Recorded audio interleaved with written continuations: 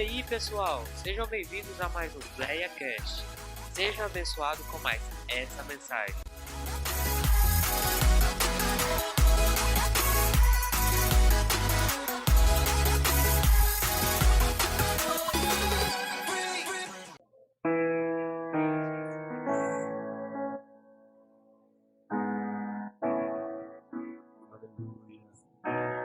Ainda que a figueira não floresça, nem haja fruto na vide,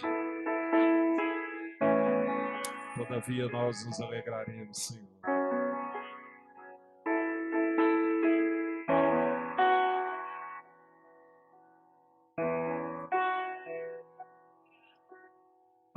Eu tenho um Deus que não vai deixar essa luta me matar, o desespero me tomar.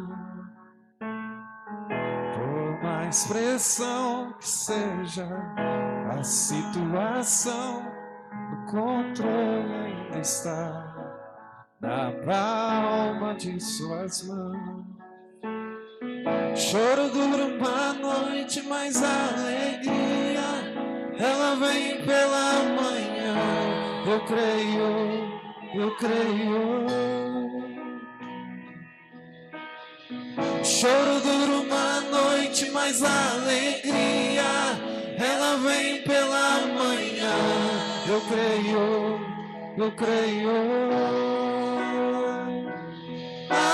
Ainda que a figueira não floresça e não haja fruto na vide e o produto da oliveira pinta, todavia eu me alegrarei, todavia eu me alegrarei, todavia eu me alegrarei.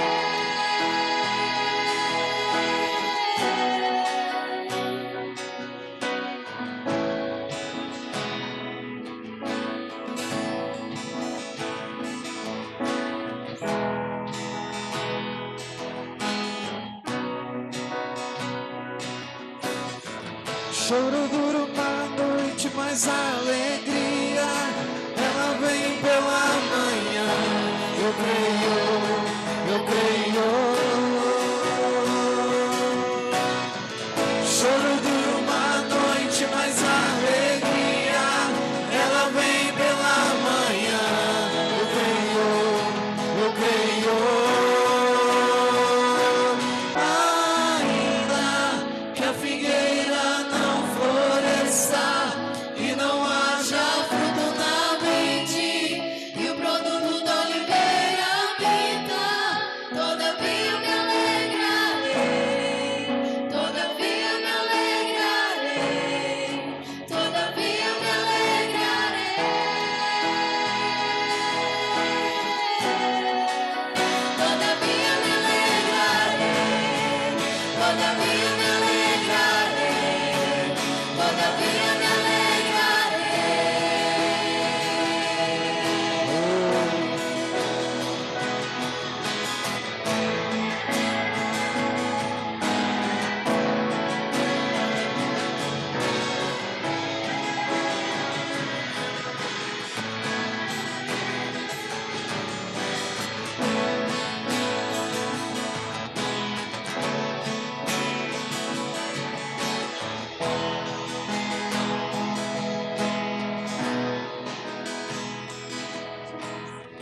Choro dura uma noite, mas a alegria ela vem pela manhã. Você pode dizer isso ao Senhor nessa noite? Eu creio. Choro dura uma noite, mas a alegria ela vem pela manhã. Eu creio, eu creio. Ainda que a figueira não floresça e não haja fruto na vide e o produto da oliveira minta, todavia eu me alegrarei, todavia eu me alegrarei, todavia eu me alegrarei,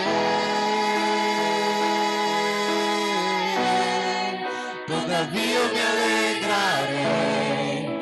todavia eu me alegrarei, todavia eu me alegrarei. Oh, Jesus, incondicionalmente o Senhor nos salvou, Senhor. Incondicionalmente o Senhor tem nos confortado com Teu Espírito, com a Tua graça, meu Pai, com o Teu fluir.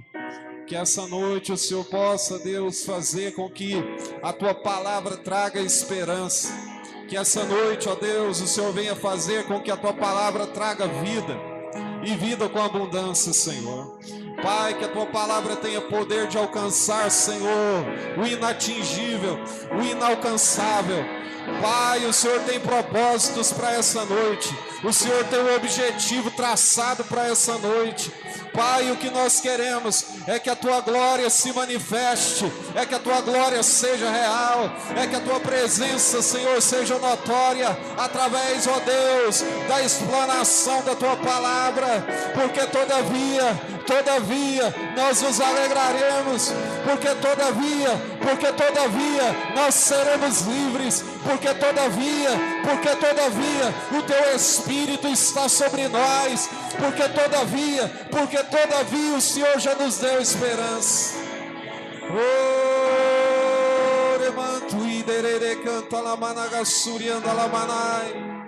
Traga vida, traga esperança, ainda que a figueira não floresça, Senhor, ainda que o cenário não seja favorável para essa pessoa, ainda que entrou aqui desiludido, ainda que tenha entrado aqui desesperançado, Pai, o Senhor é o refrigério para nossa alma, Senhor.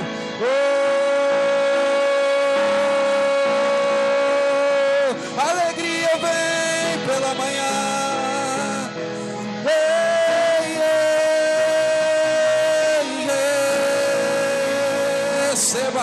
Receba a esperança de Deus, receba o mover de Deus, receba o sobrenatural de Deus, receba de Deus.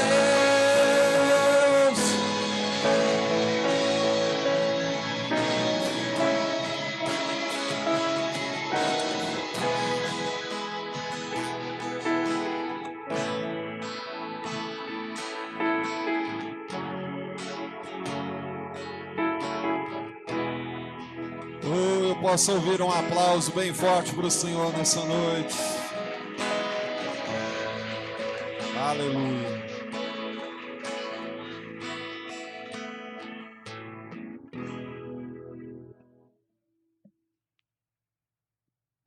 Quantos aqui acreditam que tem um chamado na sua vida? Me dá um tchau, você que tem convicção de chamado. Você tem convicção que Deus te chamou? Eu, ainda muito novo, tive um chamado na minha vida da parte de Deus. Tinha por volta de uns 8 anos de idade. E me lembro como se fosse ontem. Aí eu vou mudar a pergunta só para a gente ficar na mesma linha de raciocínio. Quem aqui lembra de quando recebeu convicção de chamado? Você lembra? Levanta bem alto para mim ter aqui. Amém.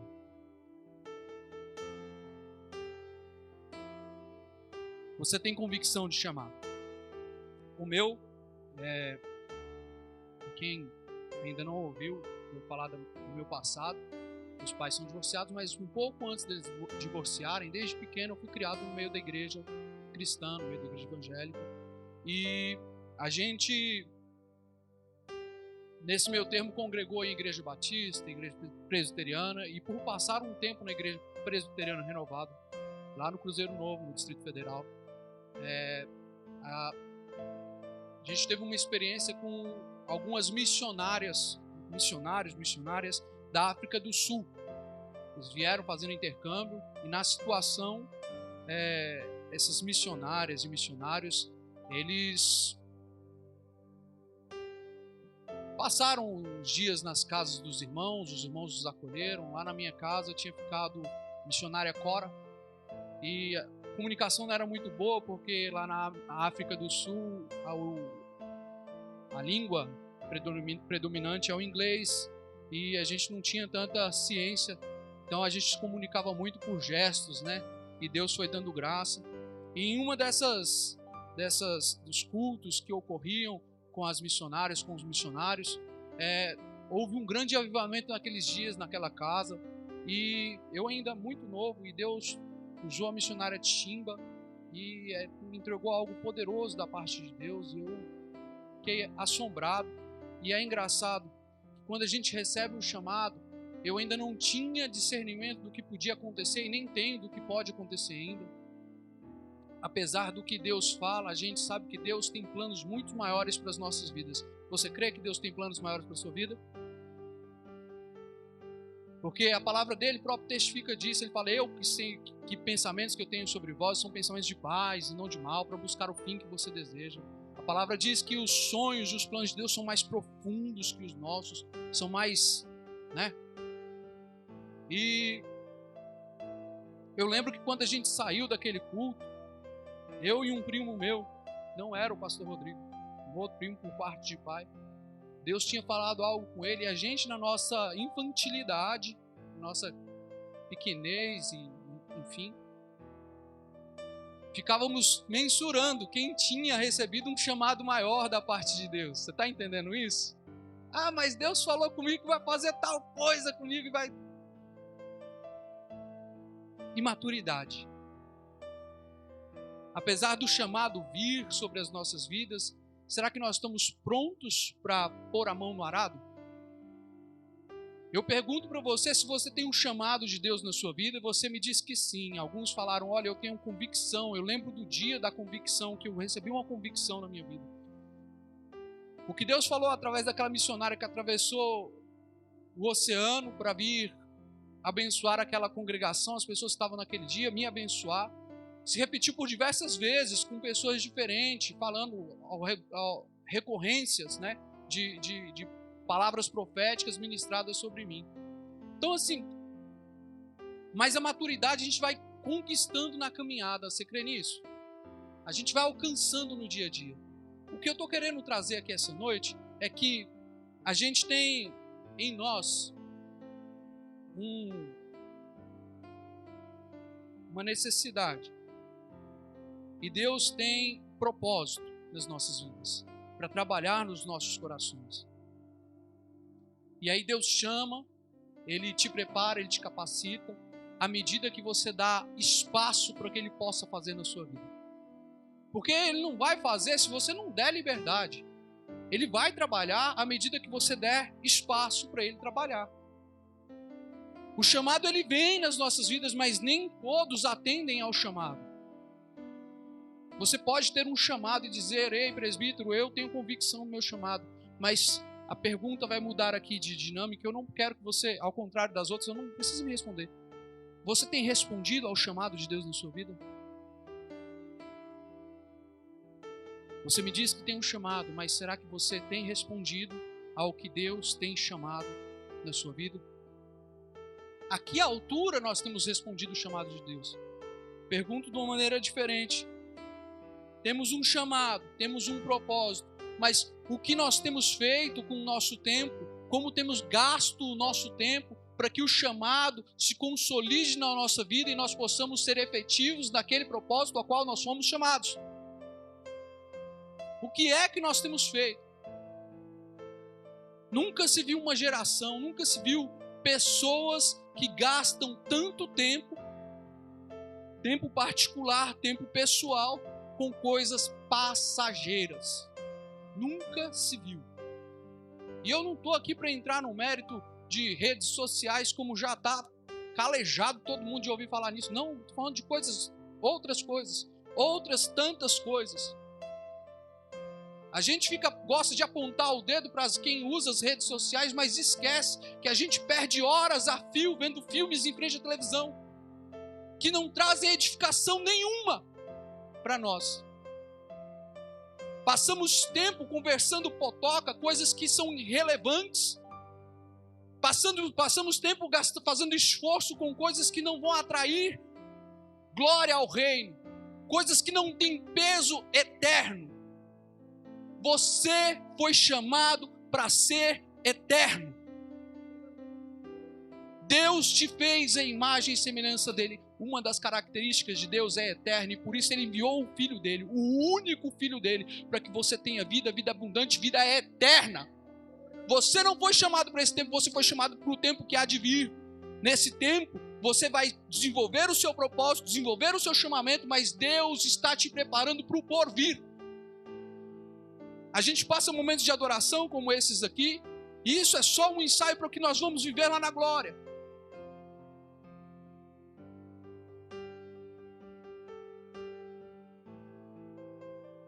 Eu queria que você abrisse a sua Bíblia no livro de Lucas, no capítulo 9.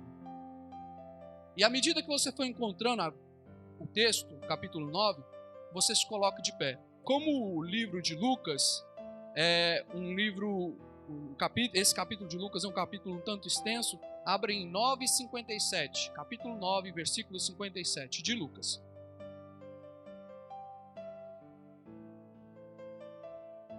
Você foi chamado, e eu creio nisso, nós fomos chamados, a igreja do Senhor foi chamada por sacerdócio real, nação santa, povo escolhido por Deus. Você foi escolhido por Deus, você foi chamado por Deus, chamado por cabeça e não por cauda. Toma posse do seu chamado.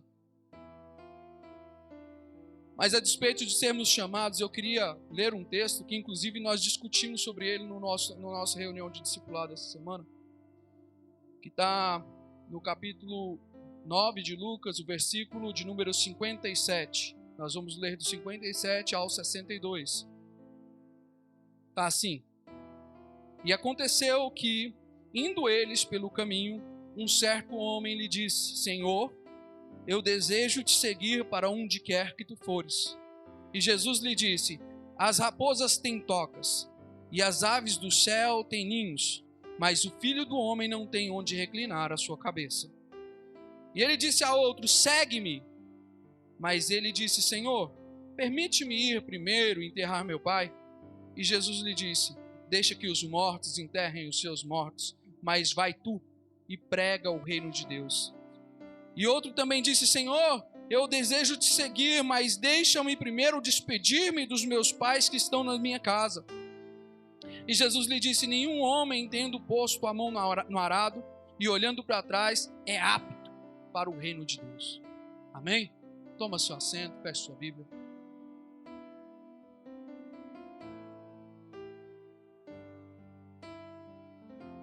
Recebemos um chamado. E Jesus Cristo, Ele está indo de um lugar para outro, e Ele sempre foi bem acompanhado. Por onde Ele andava, Ele estava rodeado, cercado. Gostaria que você imaginasse o seguinte: onde Jesus estava, havia um círculo ao redor de Jesus. Depois desse círculo havia um segundo círculo. E depois desse segundo círculo havia um terceiro círculo. Amém? Então vamos lá, terceiro círculo. Quem acompanhava, quem cercava Jesus mais de longe? A multidão. Você entende isso? A grande multidão. Quem era a multidão? Pessoas que estavam alheias à situação, curiosas, querendo saber o que estava acontecendo, querendo especular de um possível milagre que poderia ocorrer, pessoas que estavam querendo assistir, mas que não criam totalmente, não tinham convicção. Para elas era um entretenimento, para elas era um momento à parte, para elas era uma reunião informal, sem peso algum, sem relevância alguma. E havia um segundo grupo, um segundo círculo, que estava um pouco mais perto de Jesus, e eles buscavam a ficar mais perto. Vocês já viram aquelas pessoas que tentam se aproximar quando está tendo um grande evento, e elas tentam se aproximar mais de um palco, de algo assim? É mais ou menos nesse sentido. Esse segundo grupo eram as ovelhas, as pessoas que seguiam Jesus porque tinham ciência de quem Jesus Cristo era, e elas queriam estar mais perto de Cristo, mas não perto o suficiente, perto da quantia que lhes garantisse um lugar nas regiões celestiais. Ovelhas. Pessoas que estavam cientes que Jesus Cristo era o Messias, o Salvador, mas que não queriam compromisso com a obra dele. Não queriam se comprometer. E há um terceiro grupo que sempre estava com Jesus aonde quer que Jesus fosse. Aonde quer que Jesus passava, eles estavam juntos. Jesus ia se retirar para comer, eles estavam juntos. Jesus ia ao monte, eles estavam juntos. que eram os discípulos. Ou como nós aprendemos na quarta, os talmidins. E a gente vê grupos de pessoas diferentes,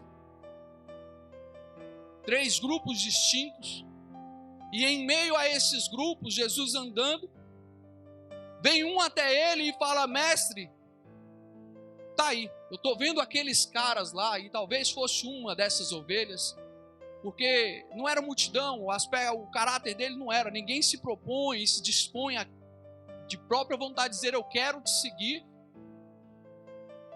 sem ter convicção de que Jesus Cristo era o Messias. Mas a despeito da convicção que esse rapaz tem, que esse homem tem, ele fala: me deixa te seguir, eu quero te seguir. E eles estão andando pelo caminho, e Jesus Cristo, ele responde e fala assim: olha, as raposas têm o seu covil, as aves têm os céus, mas o Filho do Homem não tem aonde reclinar a sua cabeça. Você está entendendo isso? Jesus Cristo fala: olha,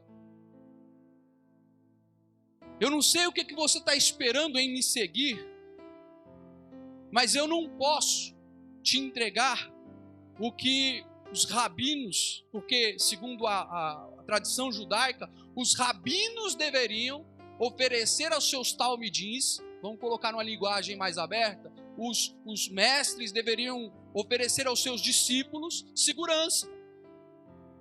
Essa era a lei, essa era a tradição. Ninguém ia assumir um posto de discípulo de um grande rabino se não tivesse da parte do rabino a segurança de que você ia ter casa, comida, roupa lavada, que você ia ter um lugar para se estabelecer, que você não ia padecer de necessidades.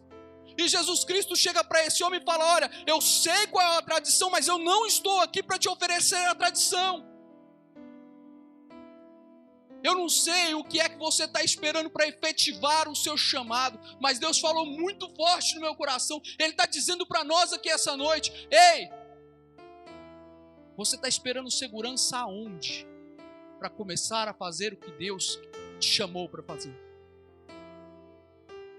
Você está esperando segurança em quê?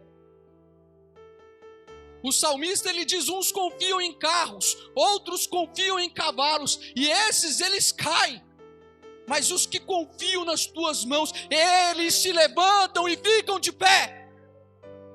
Aonde é que você tem estribado as suas forças?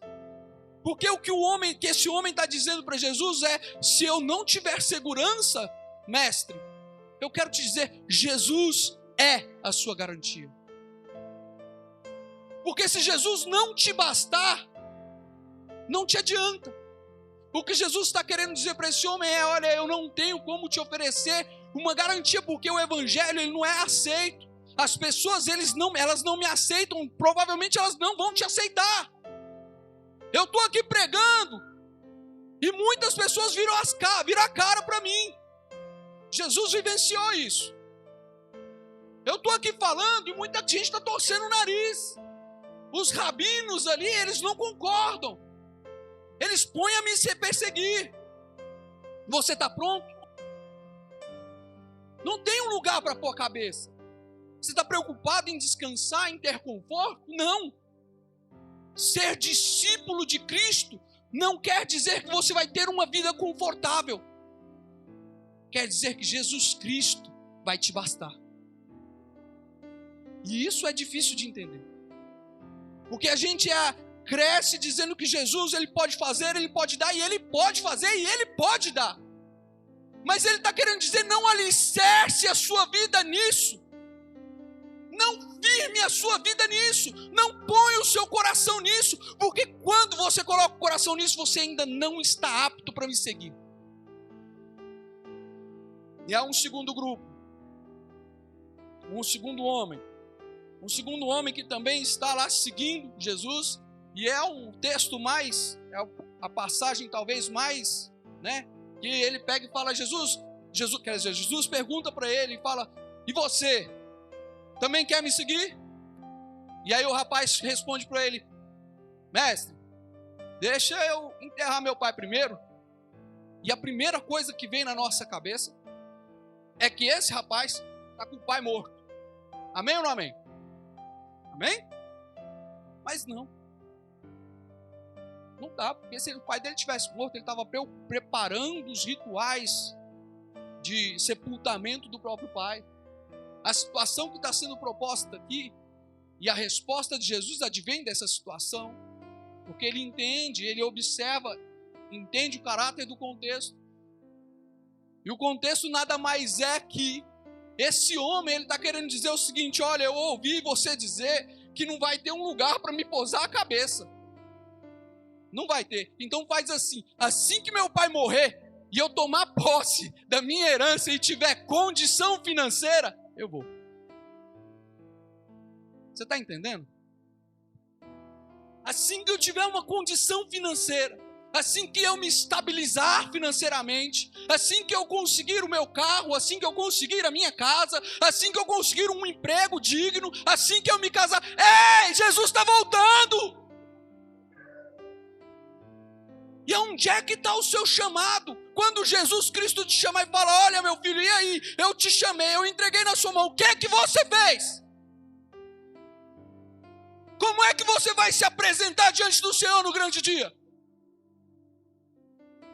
Como é que nós vamos nos apresentar?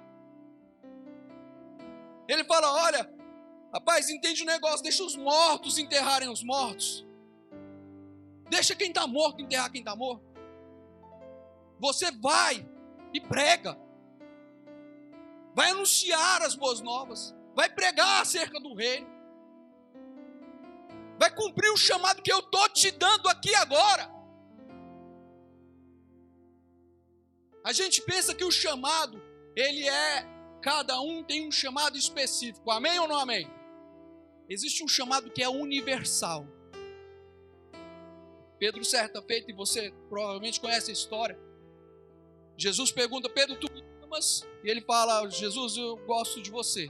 Amém? Vocês conhecem? E Jesus retorna perguntando, e Jesus vai falando: não, eu só gosto. Até que chega um ponto que Jesus pergunta uma derradeira vez e fala: Jesus, tu sabes. E aí ele fala assim: ó Pedro, então cuida das minhas ovelhas.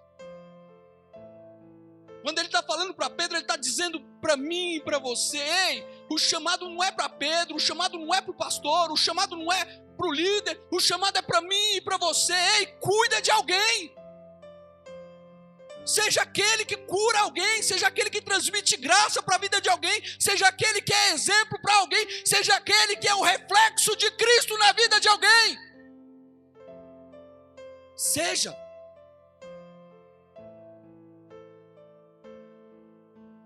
Há um terceiro rapaz, e esse se propõe a Jesus, vendo todo o diálogo, vendo toda a situação. Ele fala: olha, eu quero ir, Jesus, mas me deixa primeiro ir me despedir dos meus pais. E Jesus Cristo, ele fala assim: olha, qualquer um que põe a mão no arado e olha para trás, esse não é apto do reino dos céus. Isso não é digno do reino dos céus. Sabe? Aí nós podemos parar para pensar que há crueldade da parte de Jesus. Não vai deixar nem ele despedir dos pais. Não vai nem deixar ele falar tchau para o papai e para a mamãe dele. Mas a situação também tem um contexto mais profundo na tradição judaica. A pessoa que está saindo de casa, primeiro ela tem que ir de encontro aos que estão ficando para trás e pedir então permissão para se ausentar, se despedir. Na verdade, quem se despede é quem está ficando.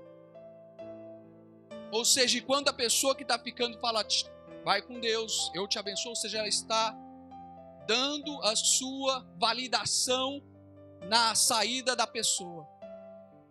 Então, ou seja, o que esse homem está querendo dizer, ele não está querendo dizer que ele está querendo despedir do pai e da mãe dele, não. Ele está querendo a aprovação dos pais dele.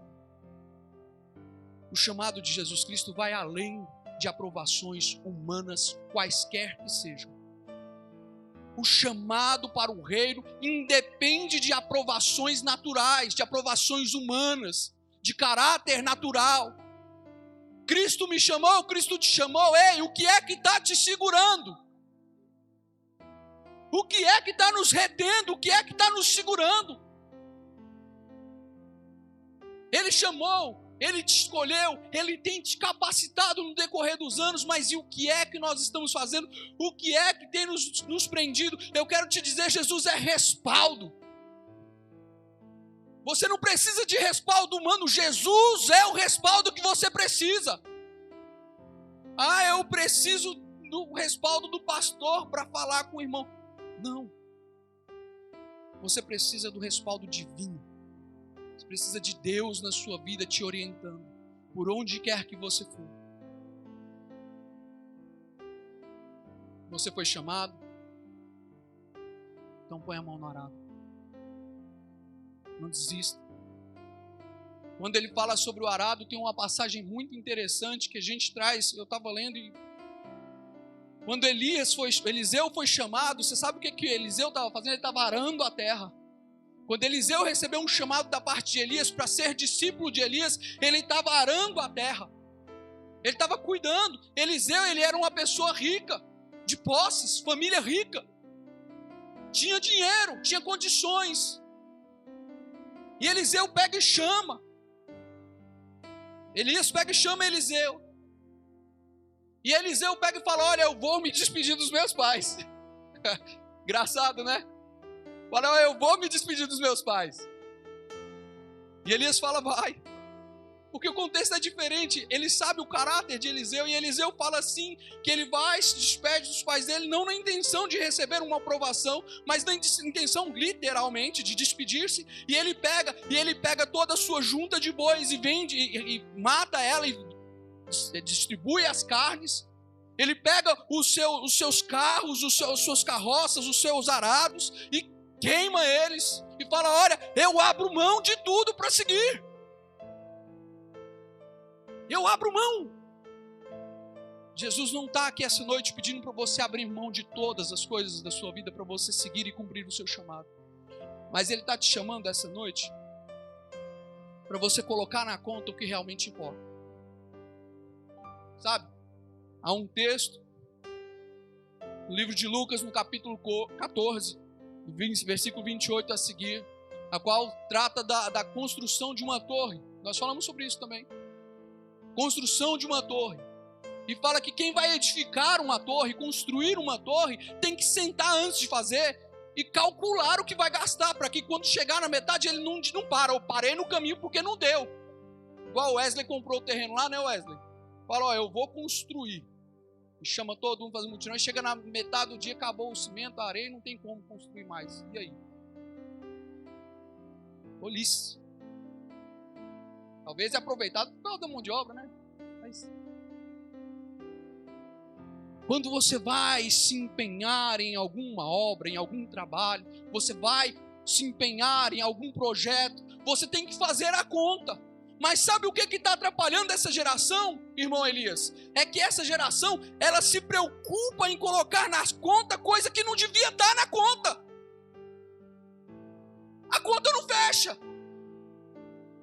É preocupado demais com coisas terrenas, seculares, e quando tem o tempo para fazer o que realmente lhe cabe, ou já está cansado demais, ou já está enfadado demais, ou já está enfermo demais, ou já está com qualquer outra situação que o impede de fazer aquilo que o chamado lhe propõe.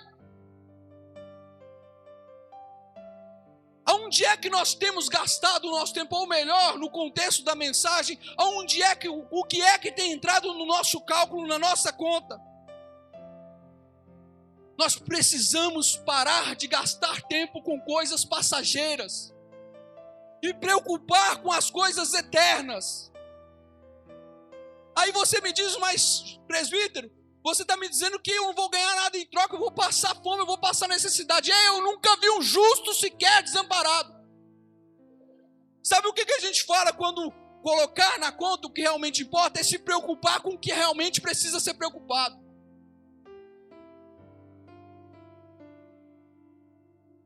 E isso me leva a um outro assunto. Quando a gente constrói, ou melhor, quando a gente é chamado a algo que acontece nas nossas vidas. Acontece nas nossas vidas. Quando você tem a confirmação de que você recebeu um chamado da parte de Deus. Você é provado pelo fogo. Amém? Quantos aqui já foram provados pelo fogo? Quantos já foram provados pelo fogo?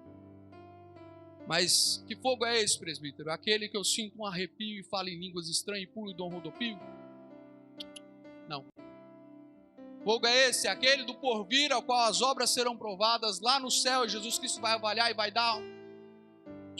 Não. Lá no livro de 1 Coríntios, no capítulo 13, do versículo 12 ao 15. Paulo, ao escrever aos Coríntios, ele fala, olha, quando você for edificar, e aí algumas pessoas edificam com ouro, com pedras preciosas, outras com palha, outras com feno. Ao vir o dia, essas obras vão ser provadas, essas vão ser... E aí nós vamos saber o que é que vai prevalecer. É tal qual a parábola da casa, que o pastor pregou há poucos dias atrás. Você está construindo, você está formando a sua casa com o quê? Com palha? Com madeira? Ou é com tijolo, com cimento, bem estruturado, alicerçado? Ele está falando sobre isso. Quando ele está falando sobre isso, ele não está dizendo que você vai ser provado pelo fogo. Vai ser sim, nós vamos receber a manifestação do poder de Deus. Você vai receber sim, mas e o depois? Como é que vai ser o seu proceder lá fora? Vamos passar por um grande avivamento e glória a Deus por isso. Vamos viver de avivamento em avivamento. Quem diz amém por isso? Precisamos buscar ser avivados, mas mais do que isso, o avivamento tem que revelar na minha vida caráter de Cristo lá fora. Na sua casa, na sua intimidade com a sua esposa, caráter de Cristo. De que me adianta vir aqui pular e falar em línguas, entregar uma mensagem e não viver o que Cristo pregou? E não cumprir o chamado. No dia do porvir, Jesus Cristo vai falar, eu não te conheço. De que adiantou? De que valeu? Aonde temos colocado o nosso coração, igreja? Ei, você está comigo? Você está comigo aqui? É difícil dizer glória a Deus. Mas Deus está falando comigo e com vocês. Se Deus tocar no coração de hoje à noite, de uma pessoa sequer, eu creio que nós vamos ter mudança nas nossas vidas. Eu creio que dessa igreja vai passar por mudanças. Eu creio que a sua vida vai ser transformada. Eu creio que a sua casa vai ser edificada. Eu creio que quem te segue vai ser abençoado. Porque a bênção de Deus começa em mim e começa em você pelo seu caráter. Ela não diz respeito sobre o fogo da manifestação de Deus culto a culto, não. Ela diz sobre o fogo que se manifesta quando você é provado na convivência com os santos. E se você não tem convivência com os santos, como é que você pode provar o seu caráter? Como? Como é que você pode validar a sua experiência de vida com Deus? Comece a duvidar de quem não anda com você, de quem não convive com você, de quem não gasta tempo com você, de quem não pergunta se você está bem.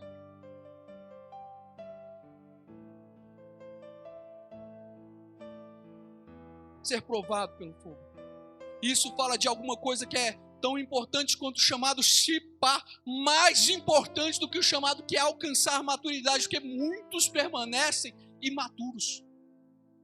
E aí, por serem imaturos, não alcançam a estatura da fé. E aí se perdem no meio do caminho. E aí vem uma pandemia como essa, que nós vamos ver, já vimos situações de que a igreja não podia abrir, e aí porque a igreja não abre, ele se desvia, porque não alcançou maturidade em Cristo. Sabe quando é que nós vemos maturidade no meio da igreja? É tal qual Abraão. Abraão está lá, acabou de se despedir de Ló, acabou de sair de Sodoma, e ele chega ali naquela situação, e ele vai para o meio do campo aberto, e ele fala assim, Deus, eu não tenho filhos, Eu não tenho. E começa a reclamar com Deus, eu não tenho. E Deus sabe o que Deus faz com Abraão? Ele fala: Abraão, sai da sua tenda, olha para o céu e conta as estrelas. Conta as estrelas. Ele fala: Deus, eu não consigo. Pois é, essa será a tua descendência. Ele é Deus que promete, Ele é Deus que cumpre, mas Abraão não tinha maturidade para esperar acontecer, ele foi lá e fez errado. Deus chamou Abraão por pai de multidões e ele não soube esperar. E por causa de Abraão não saber esperar, até hoje é um conflito no Oriente Médio. Você sabia disso? Até hoje é um conflito no Oriente Médio. Tem gente que recebe o chamado, mas porque não quer passar o processo. Sabe por que o processo? Quando a gente fala de fogo, de ser provado pelo fogo, há uma situação que diz assim: quem aqui é casado me dá um... Levanta a mão, mantém levantado. Levanta a mão que está a aliança, para mim ver bonitinha. Levanta a mão que está a aliança. Agora você pega a aliança e olha para ela assim. Você está vendo que ela é douradinha, bonitinha? Sabe o que aconteceu com ela? Quando o minerador puxou lá, era feio para danar. Era feio. O minério, ele não é puro. Ele vem embrenhado de terra e poluição do terreno, do solo. E o minério não, sabe, ele não é a coisa que você vai bater ali, vai lapidar ali, ele não vai. Sabe o que tem que acontecer com o anel, com a aliança, com o ouro e com outras pedras até? Ele vai levado num crisol. Quantos aqui já passaram por crises? Por crises, quem já passou por crise? Sabe, a palavra crise, ela é derivada desse termo, desse objeto, desse instrumento, do crisol, é o qual ele pega a pepita de ouro bruta e põe no crisol, e aí ele leva no crisol e ela é aquecida, e em sendo aquecida, ela derrete, ela sofre ali um aquecimento tão forte, que ela não resiste e derrete, as impurezas se separam, e aí a partir disso daí, ele tem um ouro precioso, bonitinho, para poder lapidar. Está quente demais aí para você? Como é que está a sua crise? Porque tem gente que quando vai provar a obra dela, ela começa a fritar. E fala: ei, não estou dando conta. E aí ela espana. Eu quero te dizer um negócio. As suas obras vão manifestar o nível de maturidade que você tem. Presbítero, mas eu tenho 40 e tantos anos. Olha só, Abraão, ele era de idade avançada. E ele ainda não tinha alcançado maturidade para esperar o tempo de Deus. Maturidade não quer dizer com idade que você tem. Maturidade quer dizer com experiências que você adquiriu em Cristo. Maturidade quer dizer com você saber ouvir quem está à sua frente. Maturidade tem a ver com saber que nós somos aqueles que não sabemos de nada. Porque o mais sábio é aquele que sabe de nada. Porque na verdade nós de nada sabemos, o que nós sabemos é o que nos foi entregue por Deus. É saber que se Deus constituiu autoridade eclesiástica sobre a sua vida, é porque Deus tem propósito e Ele foi escolhido por Deus para você. Se nós temos uma autoridade, uma liderança na sua vida, respeita, se sujeita e ouve, baixa a orelha. Ah, mas isso é só para os jovens. Não é não. Tem muita gente madura de idade e ainda infantil no meio da igreja, e Paulo testifica disso quando fala aos Coríntios e fala: olha, eu não posso dar leite, eu não posso dar comida sólida, eu tenho que dar leitinho. Até quando? Olha lá, estamos ali com um recém-nascido ali, o João, né, Marielle? Né? Então, aí daqui uns dias o João vai começar a falar mamá, papá. Vou falar papá primeiro. Vai ser papai primeiro? E aí, isso no primeiro ano. E aí passa 5 anos. Se a criança continua falando mamá e papá, você não sabe se ela quer comida ou bebida, ou se ela está chamando pai ou mãe. Porque o nível de maturidade não cresceu. Talvez, ela tem um problema assim. No início era bonitinho, agora já é preocupante. É fato ou não é? No início a criança fala mamá e papá. E é lindo, a gente fica extasiado. Talvez ela esteja associando o mamá e papá à comida, não necessariamente à pessoa do pai e da mãe. A gente não tem como comprovar isso. E a gente acha muito bonitinho, mas se passar 5 anos e a criança continuar em mamar e papar, ei, temos um problema. E se passa 10 anos, já não é mais bonito. Os pais se preocupam. Mais ainda, já correram atrás de solução. Até quando nós vamos ficar no mamar e no papar? Até quando, igreja? Eu tenho uma coisa para falar aqui essa noite. Além de tudo que eu já falei, para a gente encerrar. Pastor, aguenta do pé, porque eu vou falar aqui. A igreja precisa se preocupar com problemáticas maiores. Precisa se preocupar com problemáticas maiores. Estamos nos preocupando com coisas pequenas demais e o reino está passando. O tempo está passando. Ficamos preocupados com a iluminação, com a televisão, ficamos preocupados com a pintura da igreja, ficamos preocupados com a barulheira que está no culto, ficamos preocupados com a luz que apagou. Mas quando é que você vai olhar para o lado e ver que do seu lado tem um irmão que está desempregado? Quando é que você vai começar a olhar para trás de você, que está sentado aí atrás de você, e vai ver alguém que está precisando de uma cesta básica, alguém que está precisando de uma oração, alguém que está angustiado e ferido, e você tem a cura? Você é a cura! Muitos de nós ficamos esperando pastores, obreiros para ministrar cura nas nossas vidas, quando Deus te chamou por cura. João Batista, quando ele vai pregar, ele prega raça de víboras, cobras venenosas.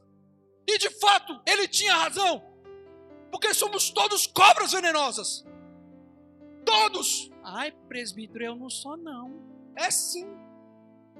É sim. Todos nós.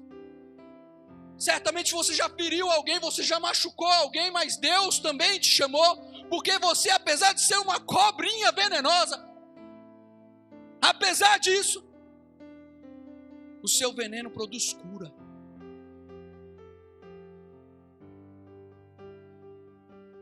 Produz cura. Só basta você ser transformado pelo Espírito Santo de Deus. Só basta você dar lugar para o seu chamado florescer na sua vida. Só basta você falar: Deus, eu abro mão. Você é a minha prioridade.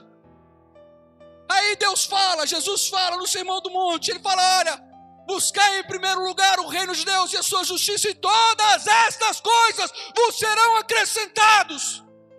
Você está buscando bênção, você está buscando vitória, ei, eu quero te dizer, busca em primeiro lugar o reino. Se preocupa com o reino, se preocupa com a justiça. Que justiça é essa? A palavra de Deus diz que a justiça do homem é como trapos de imundícia. Ei, em Cristo, Ele é o meu juiz, em Cristo. Em Cristo, o nosso alicerce. Coloque sobre os seus pés, para a gente fingir que está acabando, mas na verdade a gente está acabando sim, que já passamos da hora. Precisamos subir o nível das nossas discussões. Precisamos elevar o nível das nossas discussões. Ei, não é porque eu estou pregando aqui hoje com a calça vinho que você tem que se escandalizar com isso, gente. Isso é um pedaço de pano. Pelo amor de Deus. Ah, mas você não está de gravata hoje. O pastor nem de gravata veio hoje. Ei, preocupe-se com coisas relevantes do reino. Ei, atenta os teus olhos para o amor de Cristo ao teu próximo. Tem gente morrendo dentro da igreja e nós passamos o tempo preocupados com o ventilador que está soprando frio demais. Quando é que nós vamos dar atenção para o que realmente é relevante e importante? Para encerrar agora sério, feche os seus olhos. Faz uma viagem agora comigo na sua memória aí. E eu quero que você projeta 5 anos à frente. Você vai fechar os seus olhos e vai projetar daqui 5 anos. Projeta 5 anos aqui. 5 anos, faz um projeto. Onde você quer estar daqui 5 anos? O que você quer estar fazendo daqui 5 anos? Ei, abre o olho para mim agora. Não me responde. O quanto de Deus estava no seu projeto? quanto de Deus estava no seu projeto? O que é que você visualizou que Deus estava envolvido no seu projeto? Isso diz o quão pronto você está para assumir seu chamado.